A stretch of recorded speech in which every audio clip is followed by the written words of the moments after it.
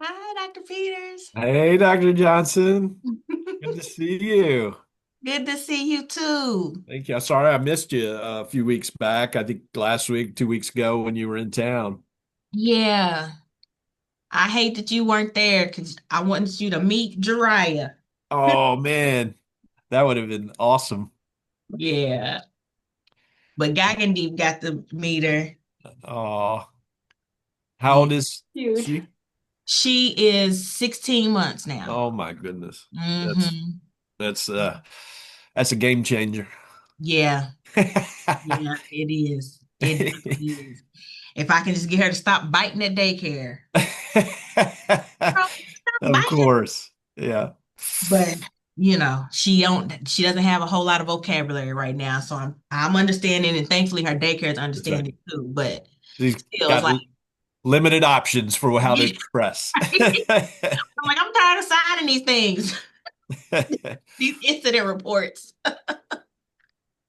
Well, we're excited to have you today, and so I'll introduce you here in a few minutes. We'll let people kind of gather, and then I'll introduce you a little bit, and then Okay, let you take over from there. sounds good.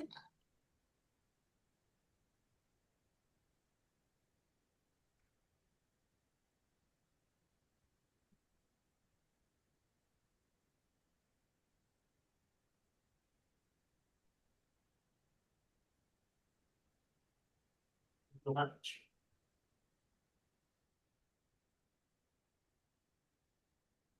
He's introducing her too. I think Jennifer found the speaker.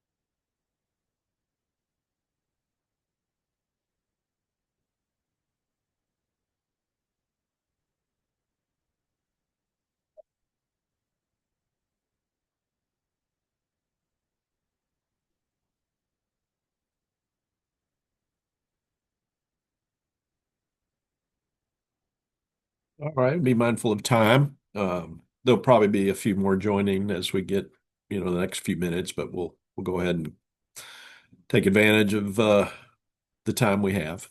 So welcome everybody to our Child and Adolescent Psychiatry Grand Rounds today, May 28th. We are delighted to have Dr. Tiya Johnson. And I'll introduce just a little bit. Tiya sat where many of you are sitting several years ago. She's a graduate at the University of Louisville Medical School, and then she went and did her general residency requirement in Miami, and then returned, which we were delighted about, to Louisville for her child and adolescent psychiatry fellowship, and then decided to do an additional fellowship. And so that uniquely trains her in one of the very few people in the country, as she did a forensics fellowship at the University of Cincinnati. So she is uniquely trained, and she took her gifts to the University of Texas in Tyler, Texas, I believe.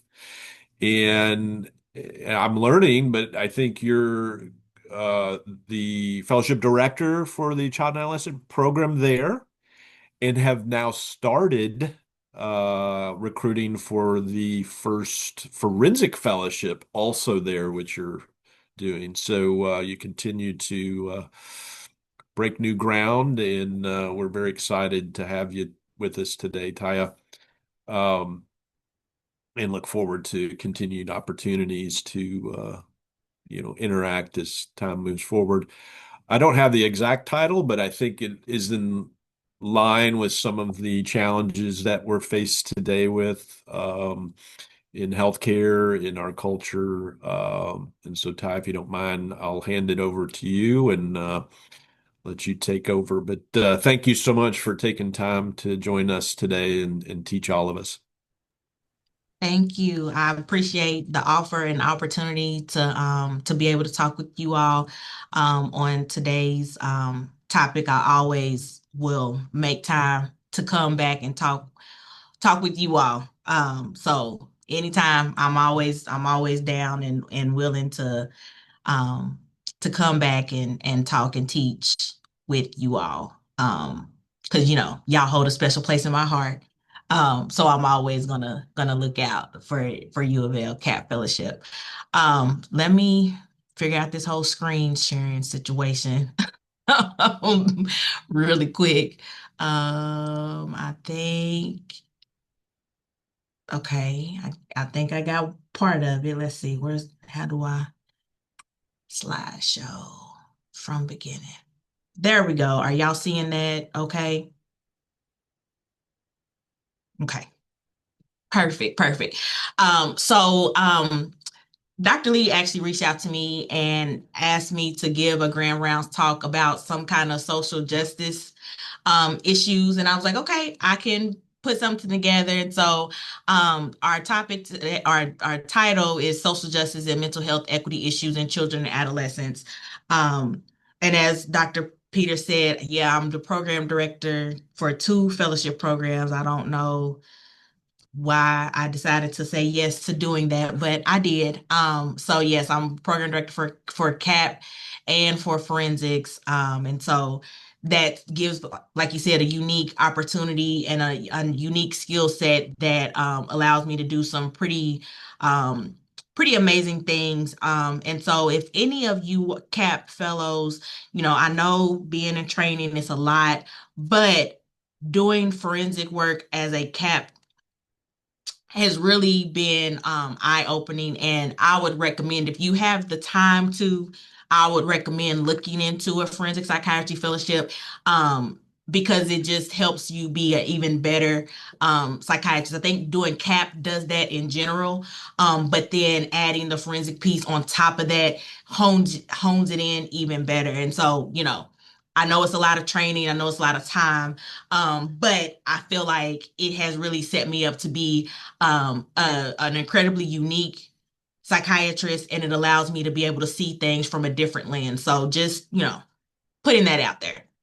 But as for today's talk, our learning objectives by the end of this presentation, you should be able to define the concept of social justice, structural violence, and the three levels of racism. Understand the social determinants of health and their impact on mental health in children and adolescents. Also be able to explain the effects of racism and race-related stressors and how those affect children and adolescents. And then learn to describe the school to prison pipeline and how can we address that issue. So first, we need to define some concepts. So what is social justice? What is structural violence? And then racism in its three levels. So first, what is social justice? And I want some audience participation. What do you all think social justice is?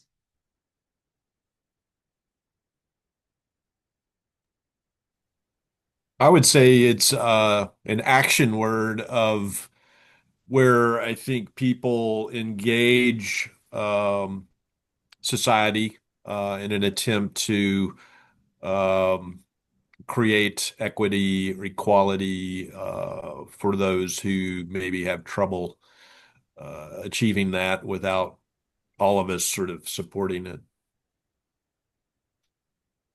That's a good response. Good response. Anybody else want to add to it? I was gonna say it's retaliation, but retaliation is the wrong word. It's like demanding equality for everybody. Yeah, I love that. Yeah. And I like the way that you said it with demanding. I like that. I like that. Anybody else?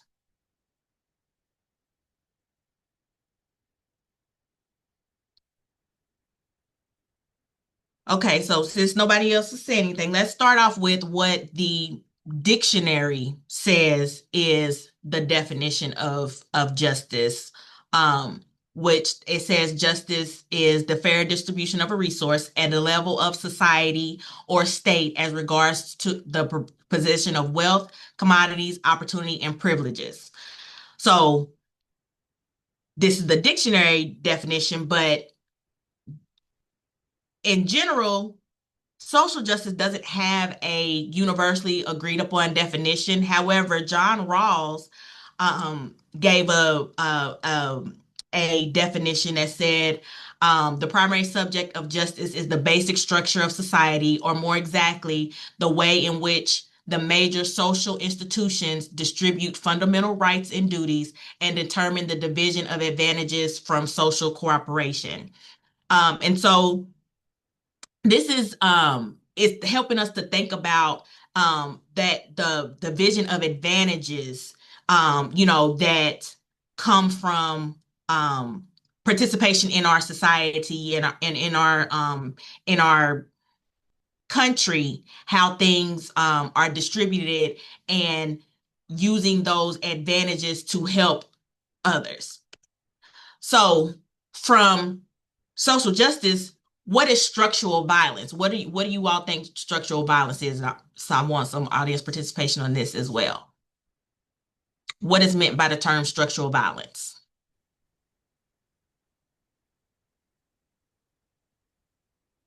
It's sort of the harm that's caused by perpetuating systems that are not beneficial to all. Yes, that's a nice, precise way to say it. Um, a form of violence that depends not on action taken by one party against another, but rather on large scale societal arrangements of power and institutions, i.e., structures, whereby these arrangements systematically deprive certain members of society of their rights or of the potential benefits of membership in that society. So, yes, that is perfect. So, how do we make a connection between what we learned with social justice and what we just learned about structural violence? Like, how are they linked? What do you all think links those together?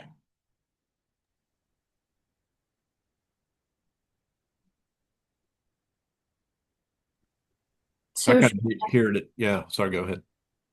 yeah, I was just going to say social justice involves advocating for dismantling structures that are perpetuating that violence. Yeah, I would say opposing forces for sure. Perfect. Y'all are on it. So yeah, structural violence actually perpetuates social injustice. So structural violence causes us to have social injustice. So the opposite of that would be for us to have social justice, we have to dismantle things that cause structural violence. And so when we remember that, that helps us to avoid falling into the trap of accepting socially unjust circumstances as that's just the way it is, because we can't allow other people to be harmed just because that's just the way that it is. So let's define racism. What does who has a definition of what racism is?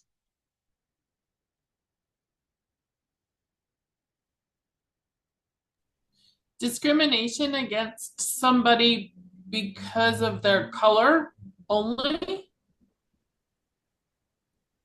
I would say it's a system that it's based on ideology reinforced by society, that there is a hierarchy between the races. I would add that it can be intentional or unintentional with like implicit biases and things like that. And it can be structural or on an individual level. So based on the system, it can be across. These are all great responses. Y'all know y'all stuff. So, racism, a system of structuring opportunity and assigning value based on the social interpretation of how one looks, which is the social construct that we call race, which we know is not a biological thing, it is a social construct. So there are 3 levels of racism in a system. Can anyone name the 3 levels? Morgan, you started kind of going into it a little bit. Can anybody name the 3 levels of racism?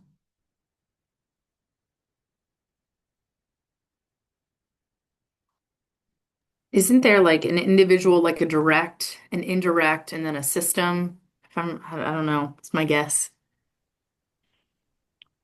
I know Close, almost. like a structural and institutional as well. Mm-hmm. Yeah, I was thinking either individual, group, institution, or like Morgan said, direct or explicit, implicit, and other. Right, right. So all great answers. So the technical 3 levels of racism are institutional, which that could also be structural, um, interpersonal, which that includes implicit and explicit bias, and then internalized racism. And so that's where one internalizes racism within their self. So let's go through those three types. So institutional racism is where you have the differential access to the goods, services, and opportunities of society based on your race. This is racism at the structural level. And so some examples of that include redlining, so decreased access to housing, or as you all should be very well aware, Louisville is a very segregated city. It was impacted by redlining way back in the day. And so that's why west of 9th Street is um, a food desert. There's not, access to the grocery stores and stuff like that. Not as many grocery stores west of 9th as there are in other parts of Louisville. So that is a definite example of redlining. That's how Louisville got to be so segregated, was redlining. Does anybody know what redlining means?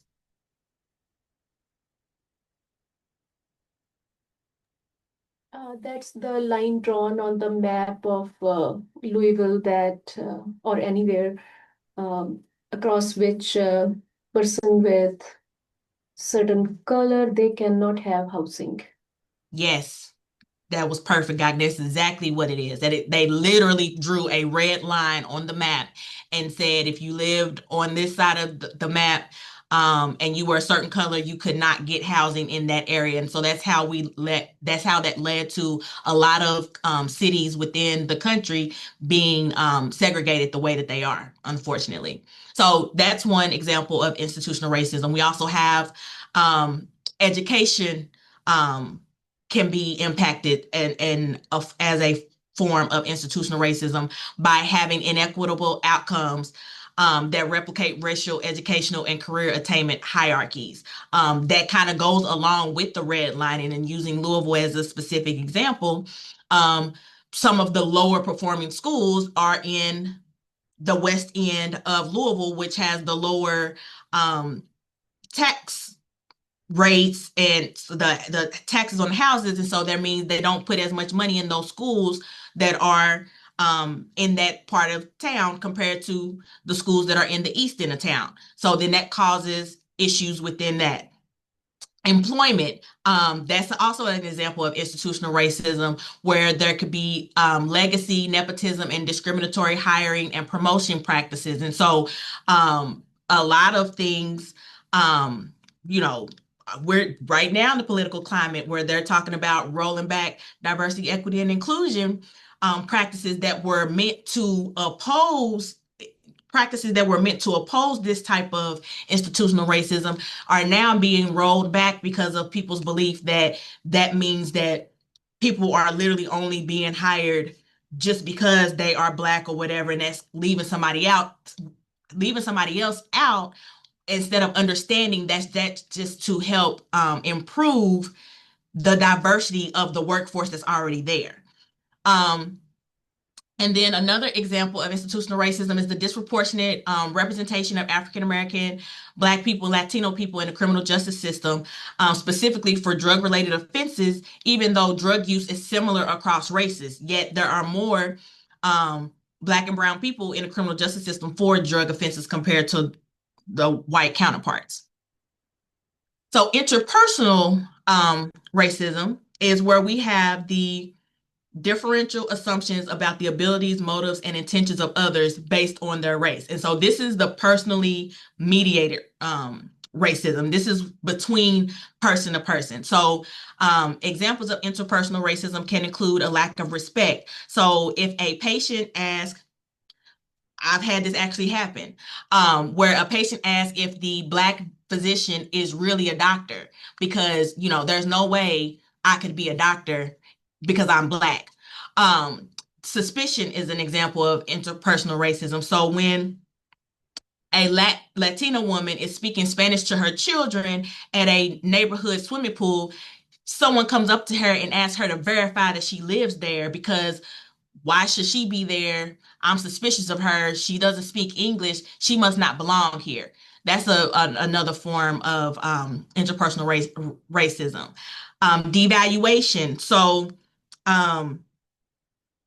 thinking that issues that impact racial minorities are not as relevant or not as important as those that affect the majority, such as the disproportionate emphasis on the opiate drug use and epidemic versus the cocaine epidemic and how that was handled.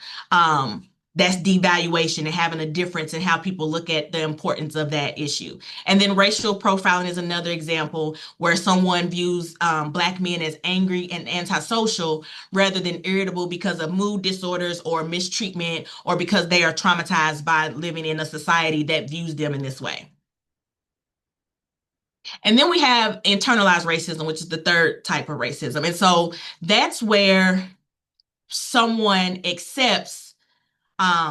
of the stigmatized race accepts the negative messages about their own abilities and intrinsic worth. So they're basically internalizing that racism against themselves. So examples of that include self-devaluation or feeling like they do not belong somewhere, resignation, saying that I cannot succeed, and then some hopelessness, saying, my future is already decided because I'm Black, I can't do better than this or than that because that's what I've been told. Those are the messages that I am receiving, and I believe those messages, and I believe I'm not worthy.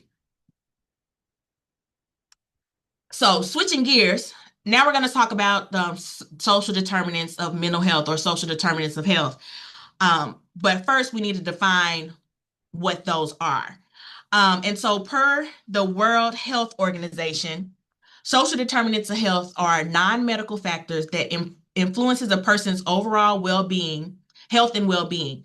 And it's the conditions in which they are born, grow, live, work, and age, and they are shaped by people's access to power, money, and resources. So basically, the social determinants of health influence health inequities. And so people who have limited access to quality housing, quality education, social protection, and job opportunities have a higher risk of illness and death. And research shows that these social determinants can outweigh genetic influences or healthcare access in terms of influencing health. So even when we fix some of these, like say we were able to control for the genetic influences, or say we give them better healthcare access, if the social determinants of health are still a problem, they're still going to have health issues. So we have to look at social determinants of health when we're seeing our patients. Now, how does this relate to social justice, structural violence, racism? How does that relate to that? Well, this graphic shows how in the middle there are the social determinants of health that are and how they are related to racism. So racism impacts all of those social determinants of health that are in the middle of this slide. And those social determinants of health then affect health outcomes. So racism ultimately affects health outcomes through the social determinants of health. So when we're talking about social determinants of mental health in children, why do we even need to care about social determinants of health? Well, first, we need to care about this in our children because they have little or, if any, control over their environments. But this then, because of the social determinants of health, they're still being impacted, and that's what they come to see us for. And so then we have to treat them. But if we treat them without thinking about social determinants of health, we're not really helping these children because their social determinants of health are ultimately affecting their health outcomes and why we're seeing them in our offices. And also, addressing the social determinants of health is associated with a variety of developmental and mental health outcomes in youth. So if we want to improve those outcomes, we got to look at social determinants of health. So how do we address them? First and foremost, we have to understand that structural racism is the driving force of social determinants of health. As much as people do not like to hear when I say this, structural racism is the fabric of the United States. That is what the United States was built on. If you look at the original Constitution and you look at what was in place, racism was in place and sexism was in place at the founding of this country. Because of that, that means structural racism is so pervasive and it's so hard to get rid of because, for one, people don't like admitting that about the country. Unfortunately, they just don't. But two, how do you address something when you're one individual and address something that's so pervasive, is so woven into who we are as a country? We also need to understand that structural racism causes inequitable health outcome in specifically brown and black youth. When we're talking about our brown and black youth, they are less likely to be diagnosed with ADHD compared to white children. I know that sounds surprising because some black parents come to me specifically and they swear up and down the country is trying to always that somebody's always trying to diagnose black children with ADHD. And it's just actually not true. The data shows us that they're still less likely to diagnose black and brown youth with ADHD compared to white youth. Brown and black youth are more likely to end up in the juvenile justice system if they do have mental health disorders. So they don't even get treatment like they need to because they get sent to the juvenile justice, instead of actually getting treatment compared to white kids. And then they are less likely to get evidence-based treatment when they are diagnosed, and they actually are frequently undertreated and not treated appropriately. I know parents always think, y'all getting my kids doped up on these medicines and they're over medicated and stuff. And it's like, no, the data actually shows us brown and black youth are actually undertreated when it comes to treating their mental health issues. And it's related to structural racism. So we talked about biases earlier. So how do biases impact what we do? It plays a role. Implicit and explicit biases play a role in driving structural racism and social determinants of health. And so when we talk about racial bias, what we mean is racial bias is an aversion to stereotyping of or discrimination against racial and ethnic groups. Again, it can be implicit or explicit. And explicit and implicit biases are examples of interpersonal racism. And in order for biases to work, they have to operate within a system of power and privilege, which that is what our country is set on. We have a system of power hierarchy. White means more power and privilege. So therefore, when you have biases for anything that's not white, that can cause problems within that system of power and privilege. So when talking about explicit bias, most people know what explicit bias is. It's where your bias against someone is overt and conscious. Can come up when a clinician is aware that they have a preference for or a dislike of certain racial or ethnic groups. It's firmly rooted in their beliefs and values. And with explicit bias, because it's overt and conscious, it can be suppressed or expressed in socially acceptable or unacceptable situations. So, as you all know, the political climate is what it is right now. Some folks, used to suppress their explicit biases because it was not socially appropriate to do so, to express those biases. And so for a while, we didn't really see a lot of explicit biases like they saw back in the 60s and pre civil rights, Jim Crow times and stuff. We didn't see that as much for a while until this new landscape came about. And now people are more emboldened. They feel like it's more acceptable now. So people are now more outward with their racism, with their bias, racial biases nowadays because of the political climate that we're in. It requires a lot of time and motivation to show discrimination in these situations with explicit bias, but examples include just straight up discrimination, hate speech, or refusal to provide equitable health care to someone of a specific group. Now, implicit bias is different. It is subconscious and it is associated. You don't think about these. And so implicit bias can actually be positive or negative, and they are usually automatic, involuntary, and quickly activated. And so when you have an implicit bias, it actually may go against your own personal beliefs and values, but can still lead you to have unintentional discriminatory behavior towards someone.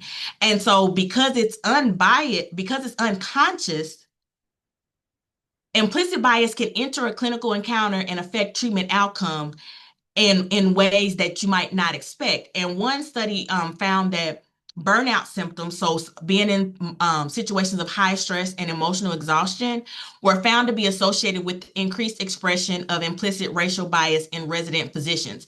And so if we think about the environments that we work in, we have a lot of high stress, a lot of emotional exhaustion with what we do. So it can be very easily, implicit bias can creep into the clinical encounter and we not even be aware of it because, again, it is subconscious, it is automatic and involuntary, and it might even go against what you actually believe, but because it's just quickly activated, you don't even realize that it's happened. So one way to assess for if you have, we all have implicit biases, but to see what type of implicit bias you have, you can take the well-validated implicit association test, the IAT. Literally, if you Google implicit association test, the website is on this slide, but you can literally Google implicit association test, and the website will pop up as one of your first options. The IAT has been used in research studies as a measure of unconscious bias, and it's to help examine what implicit racial biases you may possess. And so your individual results may actually surprise you. I know I was very surprised, and when I took the racial bias implicit association test, that I actually had more about, even though I would consider my personality to be someone who is very pro-Black, very pro women, feminist, all those words that people want to call me. And so I took the implicit racial bias test, and I actually found that I actually steered towards white racial biases, even though I personally am like super pro-Black, super let's get rid of racism, and I still erred on the side of more whiteness or white thinking, just because of the environment that we grow up in, living in America. And so I was very surprised by that. Also, I did there's multiple different implicit biases tests that they have on there. I did the patriarchy, one, the feminism one. And I actually was more towards a patriarchal thought process instead of feminism, which I thought I would be more feminism. So your results might actually surprise you. So, in order to address your biases, you got to know what they are. So maybe going on that website and taking a few of those tests so you can kind of know where you have some biases, that would help you to be able to mitigate your biases when you're, seeing patients and just dealing with people in general. So, what can we as child and adolescent psychiatrists, what is our call to action? What can we do to help improve the social determinants of health, which then ultimately improve the mental health of our patients? First, we need to shift our thinking from individual patients to population health. So when we see that person that comes in, that one kid who every time we see them, they're never taking their meds. We call them non-compliant with medications, or they're always late to their appointments. They never make it on time. We need to think away from just that individual, like, oh, they never show up on time. Oh, they just don't take their medicines, and kind of think of it from a population health thing. What part of the neighborhood do they live in? What kind of um like, do they live above the poverty line or below the poverty line? Do they struggle with other things that could be affecting them, that's not just specific to that individual patient, but it's actually issues related to those social determinants of health, which are then related to the underlying racism that impacts them in their day-to-day lives.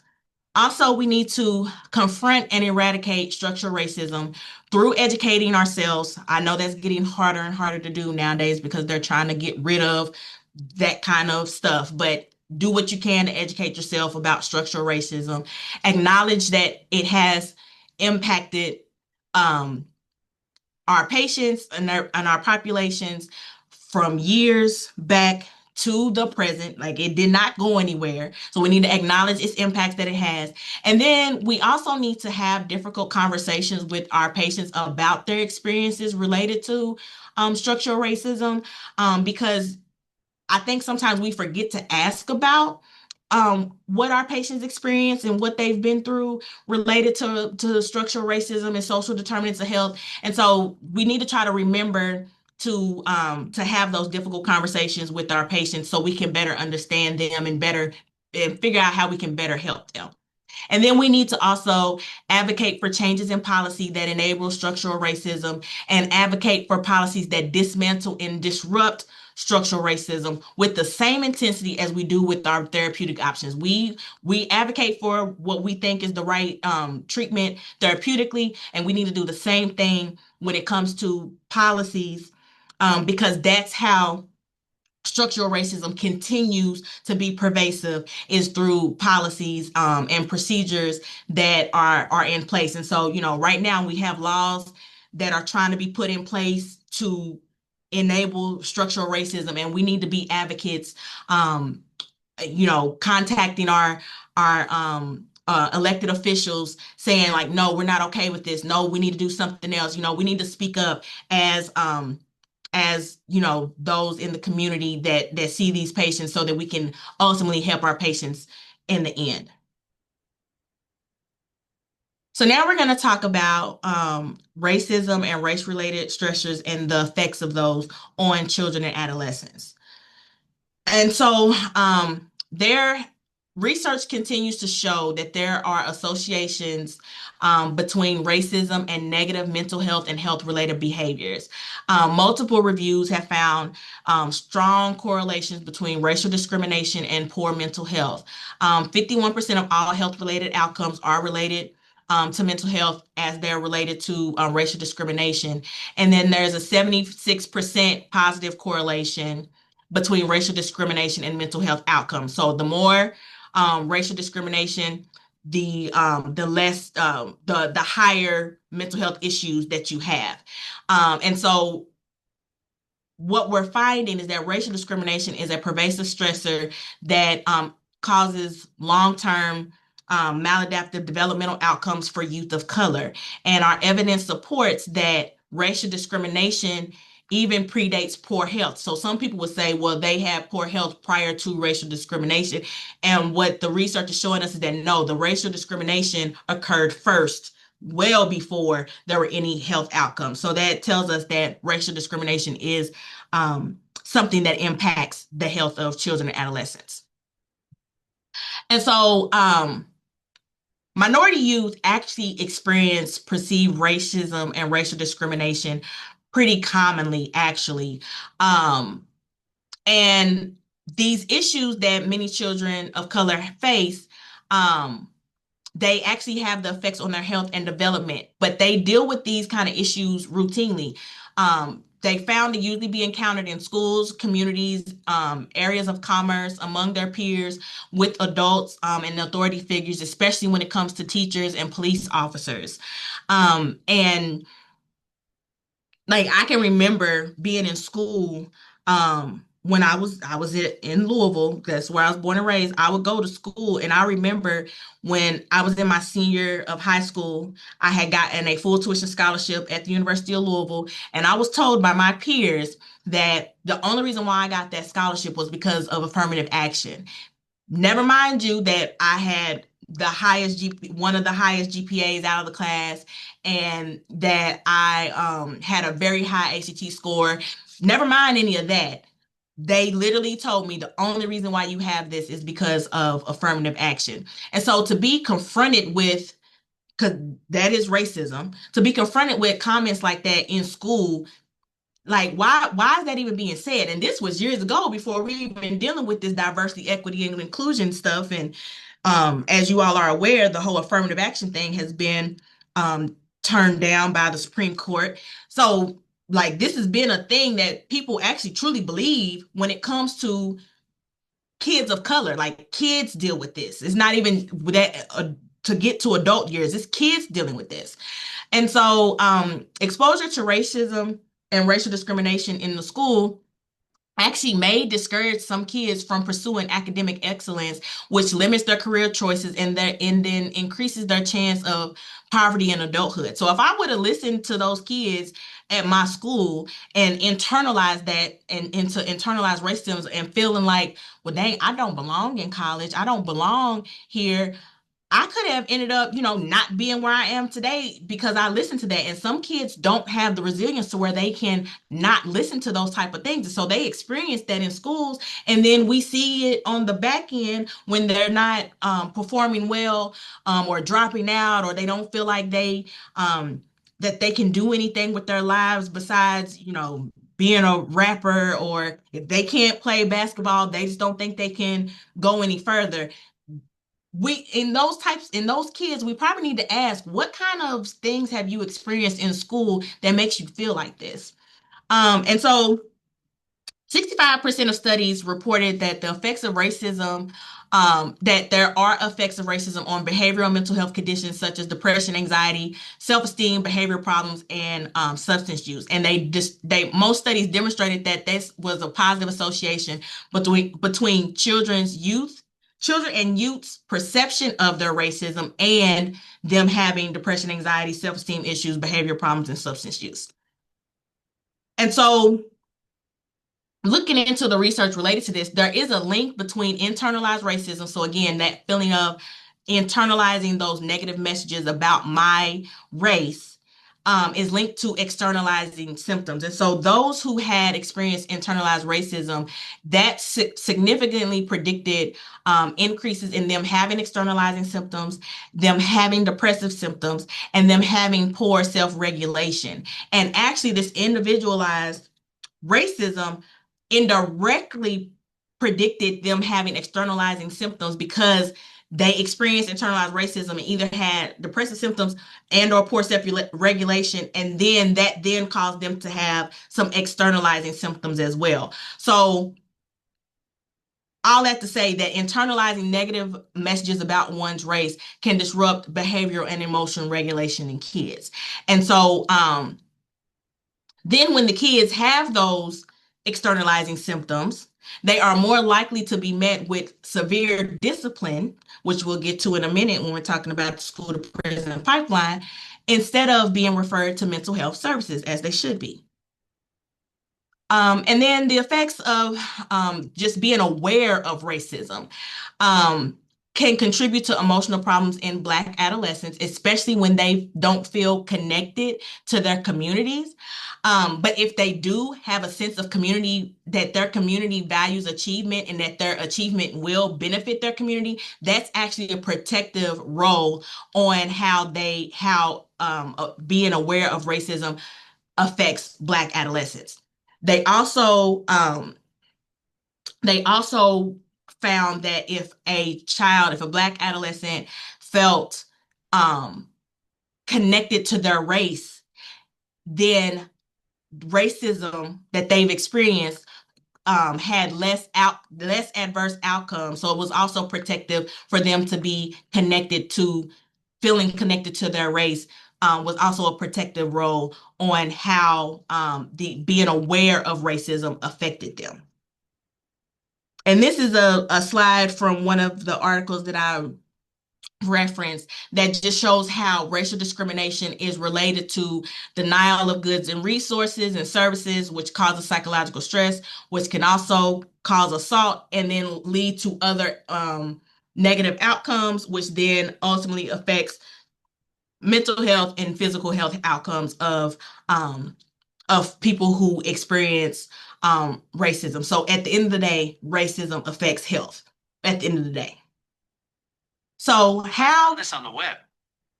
So how can we Siri is going off on my watch. I don't know why. Stop it. Okay.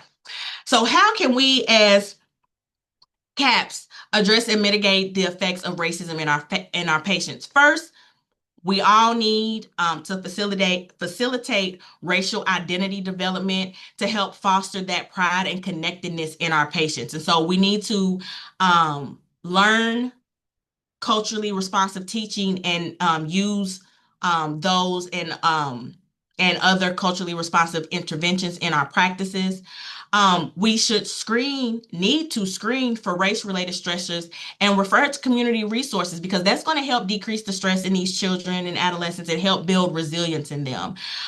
Try our best to decrease exposure to race-related stressors, specifically by recognizing and eliminating racist practices in our communities, organizations, and institutions as we can. I know that sometimes can get difficult.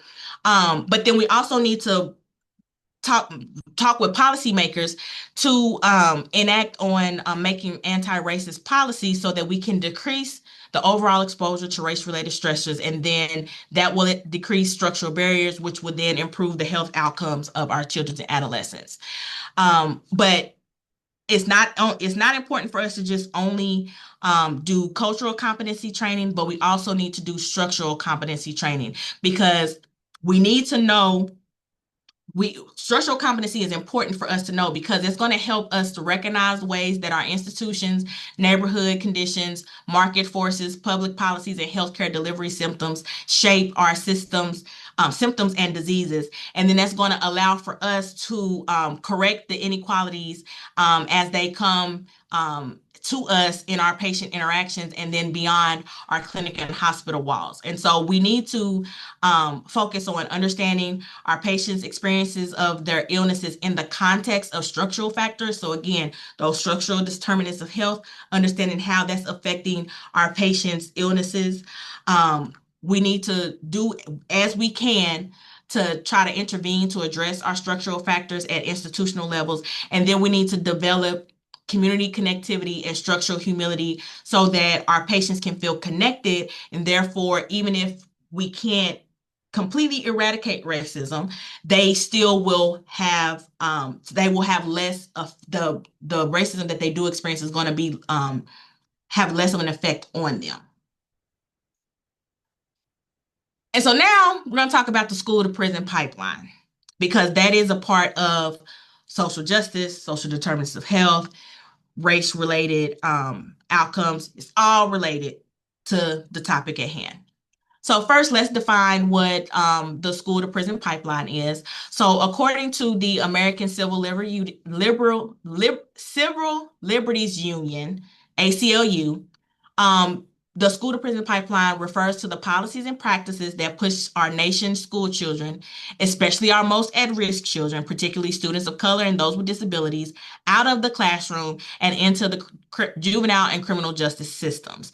And so the school to prison pipeline starts in the classroom. When you combine zero tolerance policies with a teacher's decision to refer a student to punishment, most of the time that ends up they can push the student out of the classroom, and then that more likely introduces them to the criminal justice system.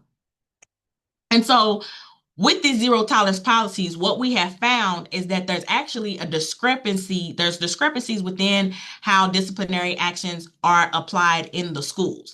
And research shows us that the more significant disciplinary actions occur to Black students. Black students specifically are 3.5 more times more likely than our white classmates to be suspended or expelled, according to a nationwide study by the U.S. Department of Education Office for Civil Rights. And so this starts even at a young age. Disciplinary actions at a young age is racialized. There's differences in how discipline is applied to children starting in elementary schools. And so this causes a cycle of more severe actions in schools and then by the police. And so there's, again, racial disparities and discriminatory action in schools, which increase our risk for maladjustment and negative academics for Black youth compared to white youth. And Black children have an increased odds of getting detention and or suspension versus the white children, and Black males specifically experience that difference at an earlier age.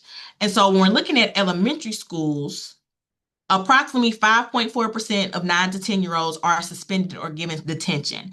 And compared to white children, Black children and multiracial Black children, so meaning multiracial Black children where one of their other races is being Black, they have a significantly higher likelihood of detention or suspension.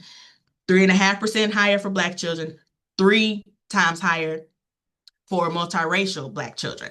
But when they looked at the data for multiracial non-Black, so kids who are multiracial, but one of their races does not include Black, when they looked at Hispanic children, when they looked at Asian children, those were all comparable to white children. And then they also compared, just to look at the differences, that what about those who are in single parent households versus having 2-parent households? And children from single parent households were 1.4 times greater, had a greater risk, 1.4 times greater risk of being suspended or getting detention.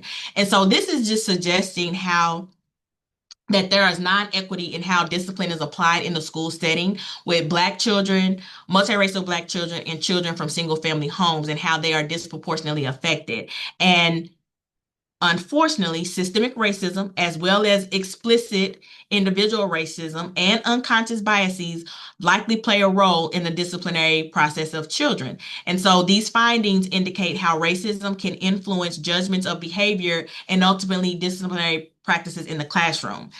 So Black children from single parent families have an even magnified consequence with these, with being suspended or given detention, which then impacts their families even greater. Because if you think about single parent families, if a kid has to be suspended and sit home in elementary school, they can't be home by themselves. So the parent has to take off from work, which probably adds to them not having that much money in their paycheck. And then there's a trickle down from there, and then it leads to, more issues and compounding things. So Black children from single family households are even more impacted with this the inequities in school discipline.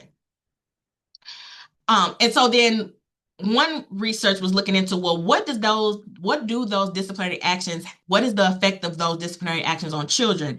And it found that when a kid experienced being sent home before age 10, so either getting detention, suspension, or being sent home before age 10, that increased their risk of more severe discipline and contact with the juvenile justice system. And so experiencing this before age 10 was the highest risk of having any other a form of discipline, the more severe forms of discipline, or even going to the juvenile justice system. So when we're seeing our kids and they got these school problems, we really need to focus on these kids before age 10, trying to keep them from getting the detentions, the suspensions, and being sent home prior to that age 10, because that can lead to issues with juvenile justice involvement later on down the line. And this study also found that race was associated with an accelerated, increasingly severe punishments in school. So it was not linear for all youth. Black youth had more of an exponential increase in severe school punishments compared to other youth or non-Black youth. And that their discipline, whenever they had a discipline record before middle school, those who had Black youth who had been suspended before 10 had an increased risk of being sent home after they got to middle school. And the risk of this early punishment increased their risk of being involved with the juvenile justice system later on. So what does the mental health program profiles look like of Black students who experience school policing or school discipline? And what research has shown is that students who have experience with school policing and school discipline, they are actually linked to having depressive symptoms compared to students who did not experience school policing or school discipline. And so Black high school students who were stopped by the police or had witnessed other students being stopped by the police, so having vicarious involvement, had a higher odds of having higher depressive scores using the CESD, the Center for Epidemiologic Studies Depression Scale. And then they were then less likely to feel happy at school. And those with intermediate high depressive scores, not only did they not feel happy at school, they also felt like the teachers didn't respect the students. And those with the highest depressive scores not only didn't feel happy at school, not only didn't feel like the teachers didn't respect them, they also didn't feel part of the school community. And so more depressed kids, if they have experience with school policing and school discipline, they're going to have higher rates of the depression than those who don't experience that. So how do we avoid the school to prison pipeline? First, we need to utilize evidence-based alternatives to the way Black children and children in general are disciplined in school, so that this can decrease the risk of racialized pathways to more marginalization and exclusion in the school settings. Example of this would be restorative practices, which just involve making a more inclusive sense of belonging with students.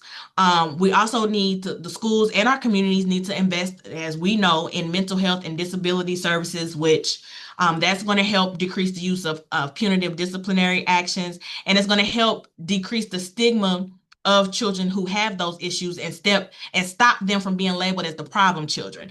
Every time I see someone with the oppositional defiant disorder diagnosis, the first thing that people say is this is a bad kid. And that's not how it should be looked at when someone has a mental health diagnosis. Also, adults working in school settings need to receive training to learn how to respond to disruptive behaviors without coercion, marginalization, or the need to escalate to more severe actions. They need to create meaningful engagement environments so youth can have a sense of belonging and increase self-worth. Like I spoke about the restorative practices, they need to utilize that. And then there needs to be legislation limiting early childhood disciplinary measures. And so surprisingly, when I was doing my research for this, I found that Texas, they have a House Bill 674, which prohibits out-of-school suspensions for public school students from pre-K through second grade unless it's a severe situation. Now that unless it's a severe situation, that throws in some subjectivity in there. However, at least they have something on the books to attempt to do something, which surprised me because even though, yes, I am in Texas, I work in Texas, Texas is a weird place. I wasn't expecting Texas to be the example of something like this. I would expect that to come from somewhere else. Texas is its own, they something else. So I was surprised to find that out that they have that here in Texas, but other states need to have similar legislation so that they can limit the racialized increase of disciplinary actions in children.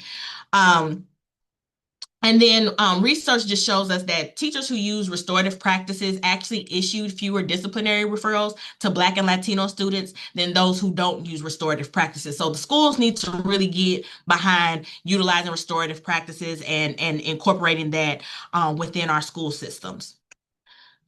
So, in conclusion, social justice involves action on our parts as child adolescent psychiatrists. We need to acknowledge that structural violence and structural institutional racism is pervasive.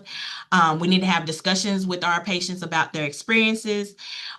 We need to become self-aware of our own biases, and being colorblind, while well-intended, is not the answer, because you as a person can be colorblind, but if you are colorblind, then that means you are not acknowledging that your patient who is a person of color, when they walk out into the world, the world is not colorblind. So they have a different experiences just from the fact of them being a different color. So if you are colorblind, you are minimizing that their experience. And so you don't need to be colorblind. You just need to be aware of your own biases and make changes based on knowing your own biases. And then we need to make sure that we advocate for changes in policies at all levels, local, state, and federal, to ultimately improve the mental health outcome in all of our patients. And that is the end. Any questions or comments or discussion? Thank you so much, Dr. Johnson. It has been really helpful. I mean, I learned a lot.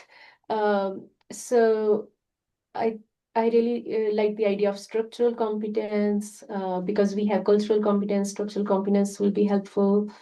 And then how can we be self-aware by educating ourselves more about different races and religions? And so yes, it is. Thank you for bringing up all. It has been enlightening. You're welcome. Yeah, I really appreciate your talk too. I really like the application point. I think um, I often will have these conversations with patients, and it's funny because I've gotten to be like, am I having this conversation because they're a minoritized group?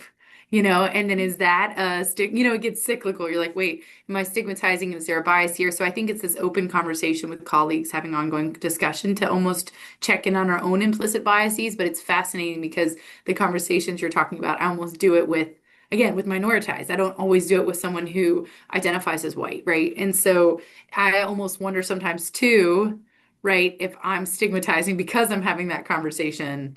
And so sometimes I'll normalize like in stress and stressors, like, hey, there's many stress and stressors, there's environmental stressors, there's racism biases across, how you identify, and I'll normalize that in like an intake. But I tend to go more in the conversation when it's, again, somebody who identifies as Black or Brown or might identify in the LGBTQ community. And so I wonder, I guess I'm saying this because I wonder, is that my own, like at place, like, am I digging into it more because I know how they represent and I know the systematic things they may be facing on an individual and system level? So I guess any guidance or thoughts about that, or how to do that in a way that doesn't like assume, you know, I don't know. This is kind of an open thought, right? It's a balance, but Yeah, definitely a balance. I think because you are choosing to make sure you ask about it, though, I think that's a good thing. So while it might seem like it's stigmatizing, most people are not asking them about these and about their experiences, right? And so most people are not even having these conversations with them. And so I think the fact that you're even making sure that you do that, that speaks volumes for you, because you are aware that their life is different just based off the fact that they're in this minoritized group, right? And so I don't see that as problematic, because I think you're doing exactly what I'm saying, what I'm saying in my presentation. You're doing the things that can help them um, have better health outcomes, because you are talking about these things that most of the time just completely get ignored. So I think that's actually a good thing. I think where you could just make sure that you are not kind of like overdoing it by, making it seem like you completely understand or you completely get it. Cause it's like, I think that's where you can overstep. But I think the fact that you're just asking is huge because most of the time that's not being asked of them. Mhm. Okay, no, that's helpful. I always don't want to create a rift because even sometimes I'll say like, "Hey, you might identify somebody who you identify more with that talks similarly, you look similar to you," and I'll even call it out, especially if they don't. I'm white presenting, and they'll say this and that, And so then I'm like, also, I've had a family or two. Like sometimes it's like opens Pandora's box, and there's this great conversation, and sometimes it's like, no, no, it's fine, and then like kind of move on. And I'm like, if that ever is something, please feel comfortable talking because it might feel difficult to connect with someone who doesn't. But it's a balance. So I appreciate that. Like, yeah, trying to figure out the threshold there. Yeah, I think you're That's a doing a good great job. advice about what you're saying. Yeah, not I think you're overdoing doing a great job with that. I would keep doing it because, like I said, most of the time those questions are not being asked of them. So I think that the fact that you are being conscious to do that is huge. Dr. Johnson, sorry, I noticed that a lot of our patients who are minority youth, parents are hesitant to start them on medications. It takes a lot of motivation, discussion, and still we end up just sending them only on therapy, psychotherapy only. So, any thoughts or how we can help them? That is a tough one because as we know, minorities, well, in general, mental health is stigmatized, right? Just in general. And then when you add the piece of minorities being distrustful of the healthcare system because of racism, it makes that the stigma of mental health that much more intensified because they're already, they're distrustful of the health systems, and then um, they're dealing with a health condition that's stigmatized within and of itself. And so it's hard. I still don't get them to always hear me out all the time. But what I try to do, which is what I do with all patients, is not related to any specific race or anything, but what I try to do is normalize mental health treatment as much as possible in general. So like I'll say to them, well, if your child had a bacterial infection, would you give them, if they have an ear infection, they go to the doctor, get an ear infection. Do you give them the antibiotic for the ear infection? And they say, yes. Okay. So this is like that. This is just a issue within their brain that we can't see, but they need this treatment to get better. And that's what we're doing. Um, Sometimes that still doesn't work, and we just still have to do therapy, and we just do, frequent check-ins and try to see, are you ready to try medicines? But sometimes that still, like I said, sometimes that still doesn't work. Um, so you have to do the best that you can with that. I'm still working on how to actually improve that because just within the, like I said, within the Black community specifically, there is a lot of mistrust for the health systems because of the Tuskegee experiment and other things that Black people have experienced at the hands of the healthcare system in general. And then when you add the stigma of mental health, that just makes it worse. And then, in the Black community, mental health is treated by prayer. You just pray about it. It'll go away. Pray your depression away. Go talk to the preacher.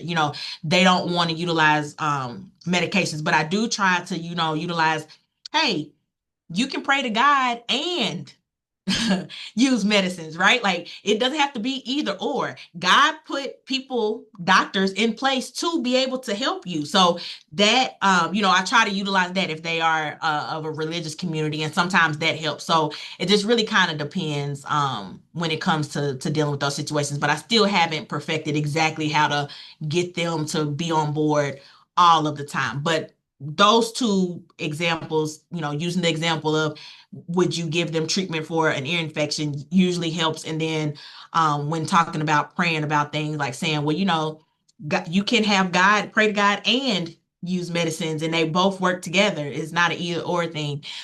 Usually those get most people to trying medications, but it's still a struggle. It's still a struggle.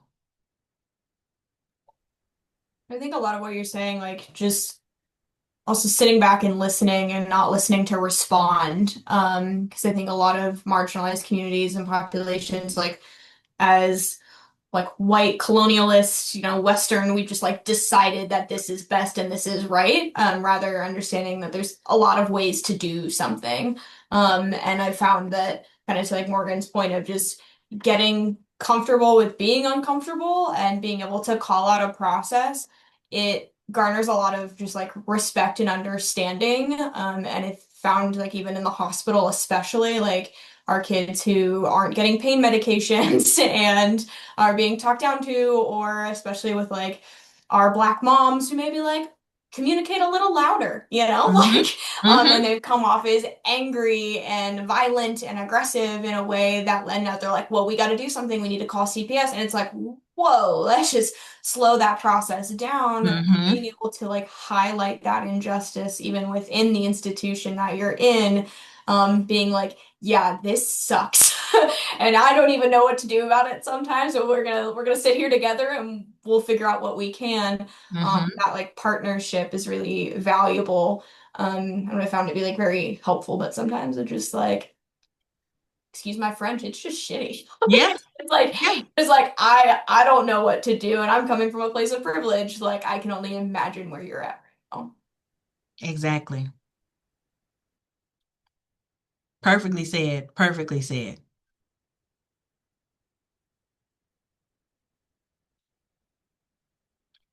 But anything else, you guys? I know it's kind of a little bit over time, but anything else?